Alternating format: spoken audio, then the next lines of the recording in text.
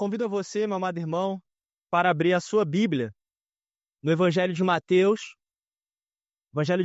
capítulo 11, do verso de número 25 ao verso de número 30. Peço você que abra a sua Bíblia e você pode também acompanhar na projeção. Palavra do Senhor ao nosso coração. Sim, assim nos diz o texto sagrado. Por aquele tempo, Jesus exclamou: Graças te dou, ó Pai, Senhor do céu e da terra, porque escondeste estas coisas dos sábios e instruídos e as revelastes aos pequeninos. Sim, ó Pai, porque assim foi do teu agrado. Tudo me foi entregue por meu Pai. Ninguém conhece o Filho a não ser o Pai. E ninguém conhece o Pai a não ser o Filho e aquele a quem o Filho o quiser revelar. Venham a mim todos vocês que estão cansados e sobrecarregados, e eu os aliviarei. Tomem sobre vocês o meu jugo e aprendam de mim, porque sou manso e humilde de coração, e vocês acharão descanso para a sua alma, porque o meu jugo é suave e o meu fardo é leve. Amados, nós fazemos parte do que chamamos de sociedade, conjunto de pessoas que se comunicam, que trocam informações e que têm as suas interações. E ao longo dessas interações, ao longo desses processos, a humanidade, por várias vezes, ela levantou o que chama aqui de vozes de salvação. E o que seria isso, pastor? São vozes, queridos, que em algum momento da história tentou ou tentaram anunciar algum tipo de salvação e redenção para aqueles que estavam vivendo algum problema. Como assim? Os mais antigos podem lembrar aí de 1964, um momento um pouco duro no Brasil, um momento muito difícil para alguns golpes, para outros regimes, enfim. O fato é que o Brasil passou por um momento difícil. E a grande questão é que, naquele momento, algumas vozes foram ecoadas como viva o quê? Quem lembra aí? Viva o quê? Gente, que isso? Ninguém? A democracia. Viva a democracia! Viva a voz do povo! Vamos às ruas! O protesto, os artistas sendo presos e mensagens circulando e músicas rodando. E assim, interessante observar que alguma esperança reverberava aquele contexto. Mais à frente, e aí já um pouco mais da minha geração, anos 2000, principalmente em 1999, 2000, 2001, falaram que na virada do ano, o que ia acontecer? Iria? Falaram aí. Acabar o quê? Então eu não estou tão distante assim. Embora tinha ali em 2000 5 anos ainda, eu cresci ouvindo essa história e dava risada. Porque, obviamente, como todos observam, é uma matemática simples. Virou o ano novo, vida nova, 99, 2000, ponto. Mas não, falaram que teria o fim do mundo. E aí vozes começaram a surgir, e até mesmo a voz que hoje nós temos mais consolidada, que é a voz da tecnologia, em que todas as coisas seriam resolvidas, solucionadas por um mundo mais moderno, mais tecnológico, mais, enfim, contextualizado diante das suas propostas. Por último, nós vivemos o pós-pandemia, que foi um contexto onde a voz de que a sociedade será mais humanitária. E quanto mais se fala de uma sociedade harmoniosa, fraterna, amiga, aconchegante, o que nós vemos na verdade? Distante, pelo contrário, Pedro, exatamente. Uma sociedade fria, desequilibrada, guerra após guerra. E o contexto que eu quero trazer os irmãos aqui nesta noite é observar que, por tempo e por momentos, a sociedade ela vem levantando essas vozes de esperança. Só que quando nós olhamos para a palavra do Senhor, essa voz de esperança, ela só é revelada ao coração do pecador se o próprio Cristo, se o próprio Senhor a revelar.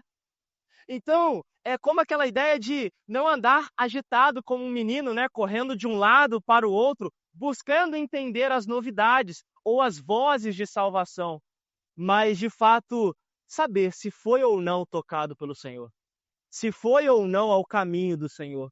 E aqui, quando nós observamos o contexto da passagem, nós analisamos uma revelação. E que revelação é essa, pastor? É a revelação da obra de Jesus. Aqui ele está fazendo uma oração. Ele está agradecendo a Deus por uma situação. E qual seria essa situação? A situação de que o anúncio da salvação, ela não foi revelada ao coração altivo, soberbo, arrogante, mas que a salvação de Jesus, ela foi anunciada ao coração que é o quê? Humilde diante da face do Senhor. E não confunda aqui humildade com pobreza, poucos recursos. Não é isso. Mas a ideia de receber a salvação porque ela é dada por meio do toque do Senhor Jesus.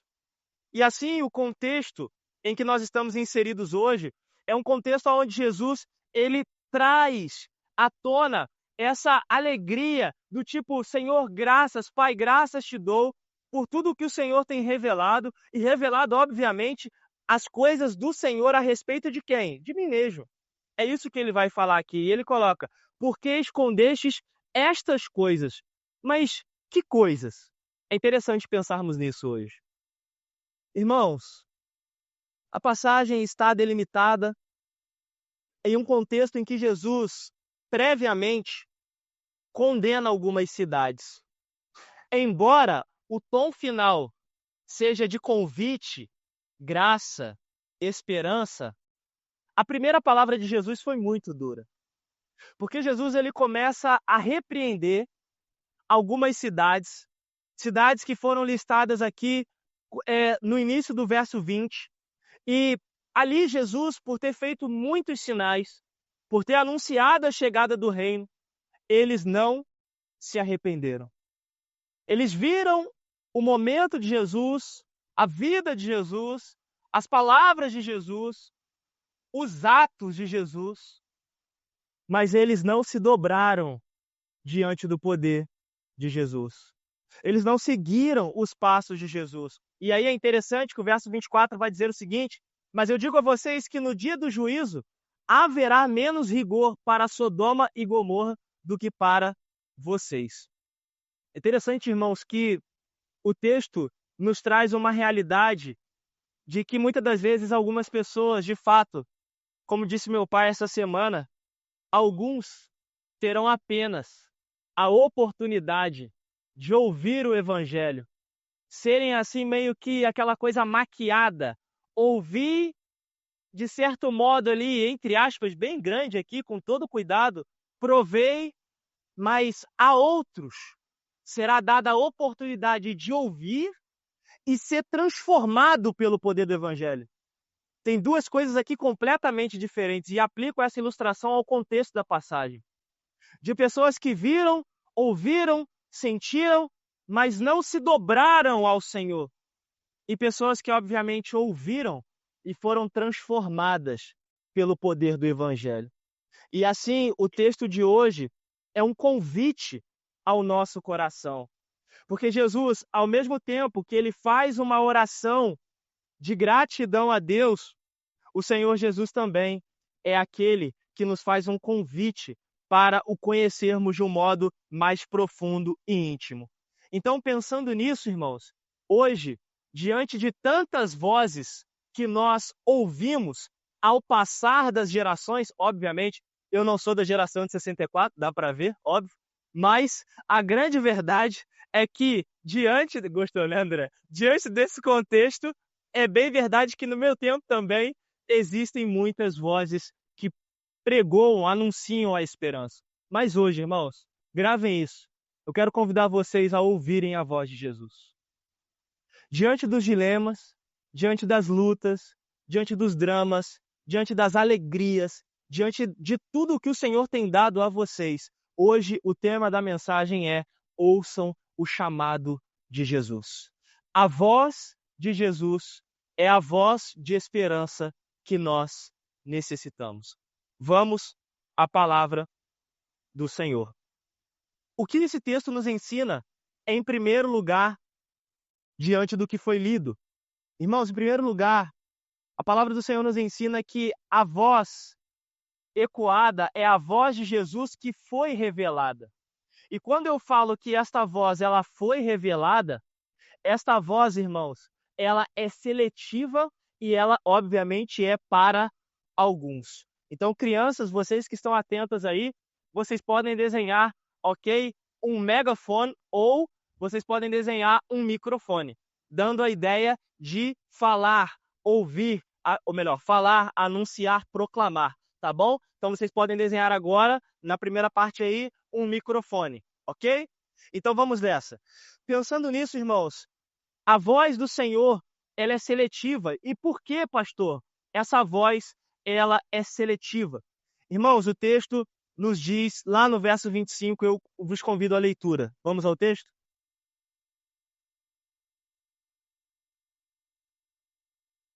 Opa, eu outro certo para é. Por isso escondeste essas coisas.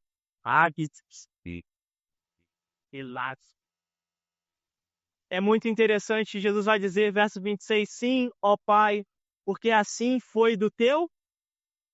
É muito interessante, irmãos, porque aqui na palavra, o Senhor, ele dá a alguns. Plano do Senhor.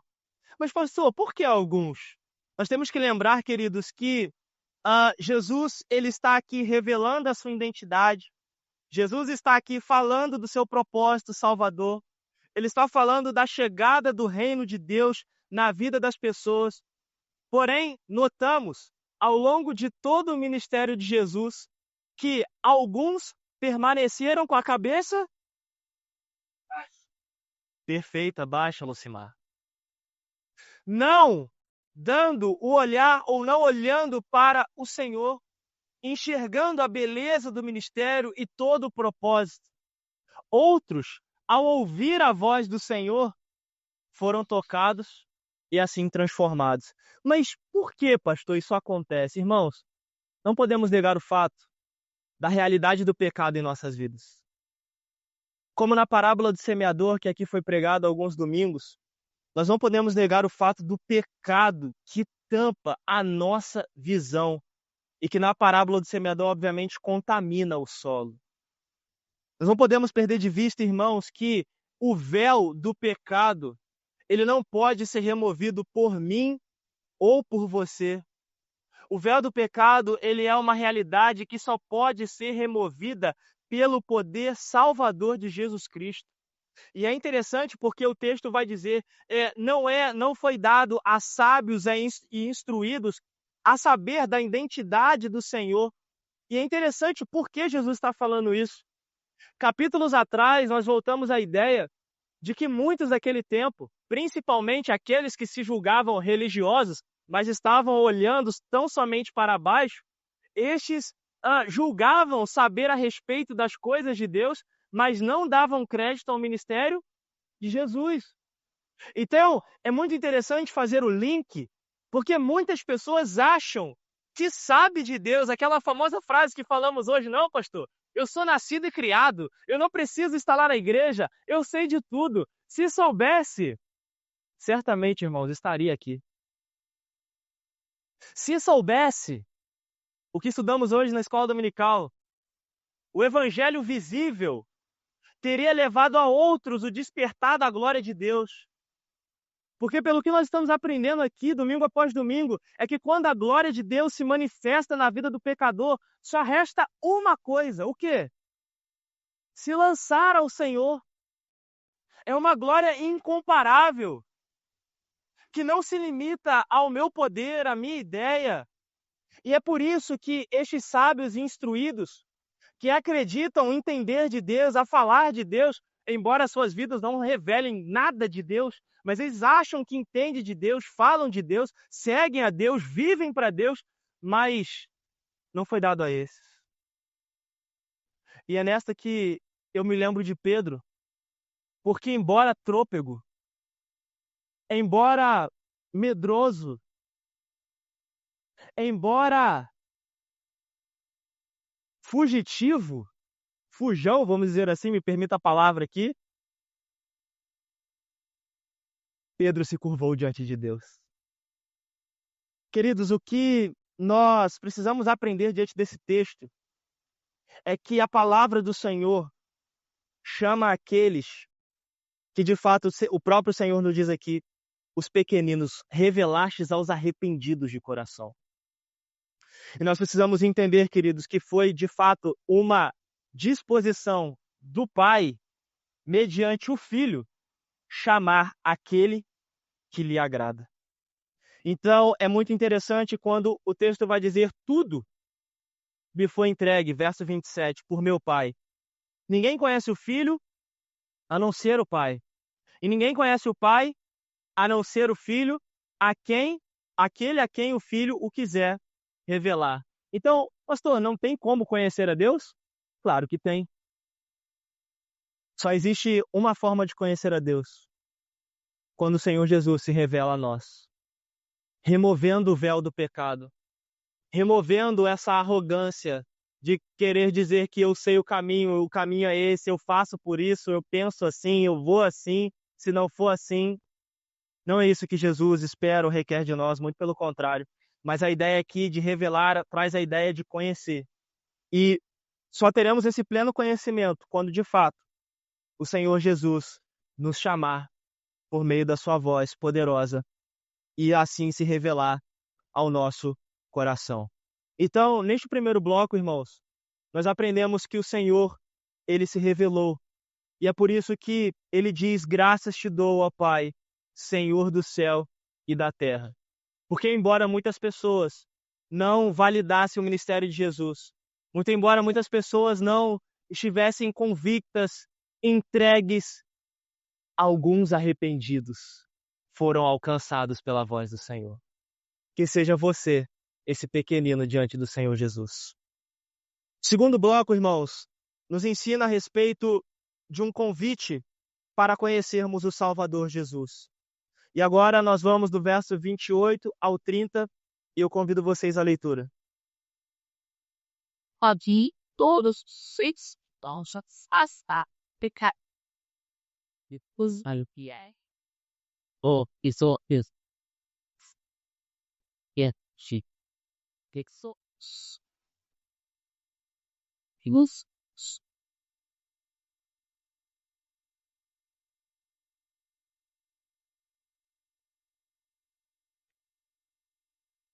Na segunda parte, então, nós observamos o convite de Jesus. E qual é a ideia do convite salvador de Cristo? É de alívio. Alívio para vozes tão difíceis.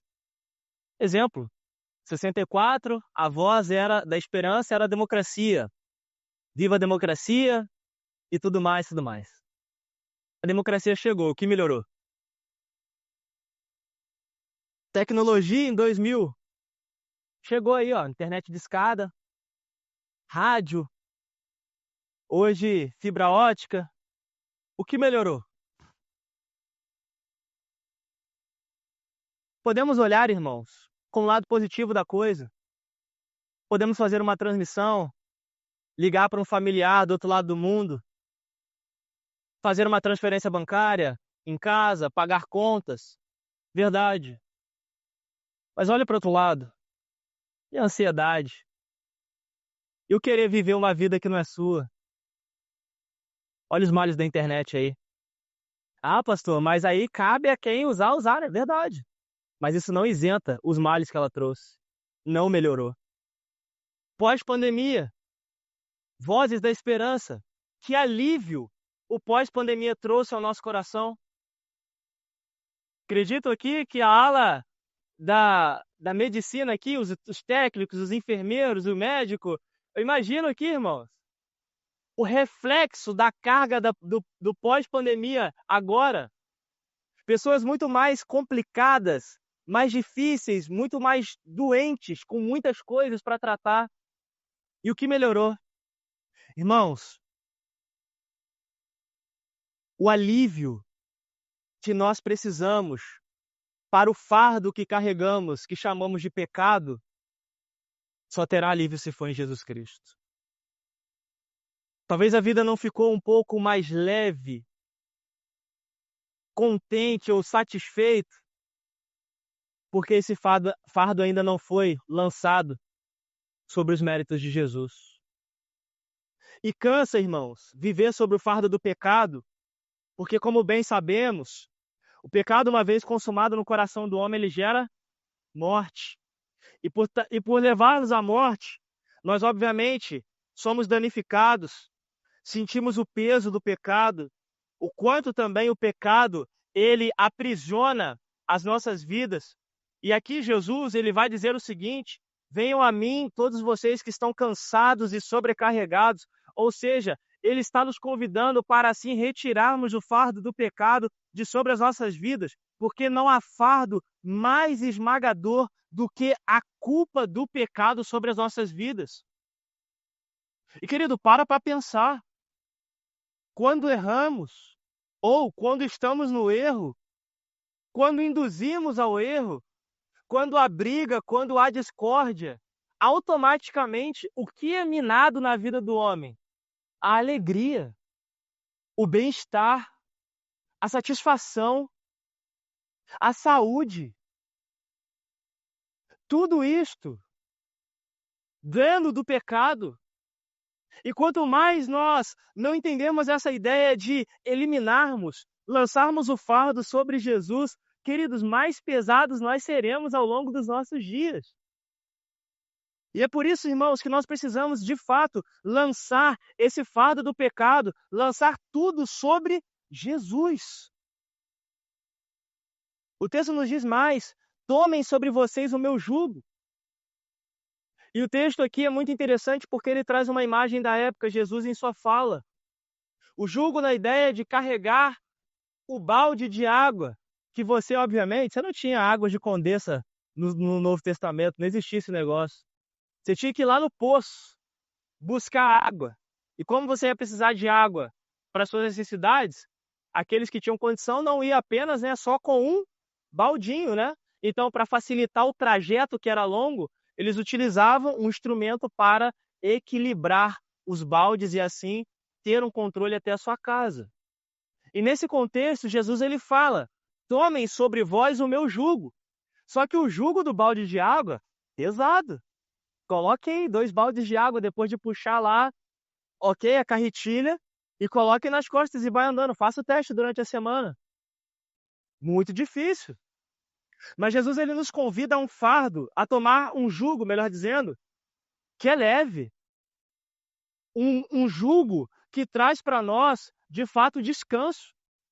E assim, Jesus aqui usando, ilustrando o processo, ele está falando de um jugo suave, repleto de mansidão, de alegria, sobretudo, irmãos, de libertação, porque é ele que carrega o jugo para nós. Meus amados, olhemos para Jesus como mestre. Ele fala para tomarmos o jugo, mas para vivermos sob a direção dele também. É interessante aprender isso aqui, queridos. Tomar o jugo, aprendei de mim. E é nessa que eu falo que, de fato, não é para sábios e instruídos. Não é para aquele que sabe o caminho. Não é para aquele que quer dar coordenada. Mas é aquele que quer submeter à vontade do Pai. Por isso é difícil, irmãos, tomar o jugo de Jesus. Porque ao tomar o jugo de Jesus, nós temos que deixar o nosso de lado e aprender a respeito do jugo dele. E nem sempre isso é fácil. Mas assim, quando tomamos o jugo de Jesus, o que temos, irmãos? Direção do Rei e do Mestre. Nós seguimos por veredas planas. Pastor, e que veredas são essas? Acharão o que o texto diz lá? Vamos lá? E vocês? Irmãos, vozes da esperança. Quem hoje não quer descanso para a alma? Quantas pessoas cercam a sua vida? Tô cansado disso, tô cansado daquilo. Meu marido não presta, minha mulher não vale nada, meu filho não tem jeito. Estão buscando o que, irmãos, na vida? Estão buscando descanso. Mas buscar descanso em lugar errado, irmãos, é continuar vestindo o fardo do pecado. Portanto, a nossa esperança de descanso está em Jesus Cristo. Irmãos, aplicando essa mensagem ao nosso coração, eu quero deixar aqui à sua vida 2 aplicações para que você pense e viva ao longo da sua semana. A primeira aplicação é para você observar a soberania gloriosa de Deus na salvação. Grave bem isso. O Senhor, Ele é soberano em se revelar e, consequentemente, a salvar aqueles que Ele quer. Veja bem, não é nada comercial, ou seja, não é propaganda. Você não vai fazer nada, a ideia aqui não é comprar, ok? A perspectiva da salvação também, ela não é de famílias poderosas. Ah, eu sou da família tradicional de Paraíba do Sul. Ok, muito bom. Não é sobre isso. A salvação não é sobre você pertencer ao grupo A e B, da classe social A e B. Não é. Não é. A salvação também, ela não é por mérito. Mas a salvação, ela é dada ao Senhor e tão somente o Senhor, Ele remove a cortina, o cobertor do pecado da nossa face. E assim, nós temos que orar e orar mais sobre isso. Senhor, diante da sua soberania, Pai, revele ao coração dos pequeninos a tua salvação. Sem dúvidas, irmãos, deveríamos orar mais pela cura da alma do que pela cura do corpo. Sem dúvida, queridos, deveríamos clamar muito mais: Senhor, venha o teu reino, que o seu reino seja uma realidade no meu coração, do que projetar, queridos, vozes de esperança terrena. E a salvação nos ensina isso hoje. Portanto, não seja arrogante aos seus próprios olhos. Não seja, querido, perdido ao achar que você vai produzir a sua própria salvação. Primeira aplicação. Segunda aplicação e última, ouça o chamado gracioso de Jesus. Não passe a sua vida sendo apenas um frequentador de igreja. Não passe a sua vida achando que você sabe quem é Jesus e o que ele fez. Sobretudo, meu amado irmão, ouça o chamado do Senhor e viva a transformação do Senhor. Grave isso no coração. No Senhor você vai encontrar alívio, refrigério. No Senhor você vai tomar o seu jugo e ter equilíbrio para a sua vida. No Senhor você vai aprender a viver sobre uma direção de mansidão e humildade. Só assim você vai encontrar descanso para a sua vida. Eu quero convidar você, irmãos, meu irmão, a pensar que as vozes terrenas, o tempo todo, elas tentam inibir a voz do Salvador, nos prometendo esperanças que, na verdade, são muito mais prisões do que esperança. Mas hoje é dia de olharmos um pouco mais para a voz da esperança que há em Jesus Cristo. Sendo assim, meu amado irmão, durante o seu ano, durante os seus dias, ouça e viva o chamado gracioso de Jesus para a sua vida, para que você encontre paz, descanso e alegria na presença do Senhor. Que Deus assim nos abençoe, que Ele nos fortaleça e que, de fato, irmãos, como igreja do Senhor, tenhamos essa disposição vinda de Deus em ouvir e assim sermos tocados pela salvação que só Jesus pode nos dar. Que Deus nos abençoe.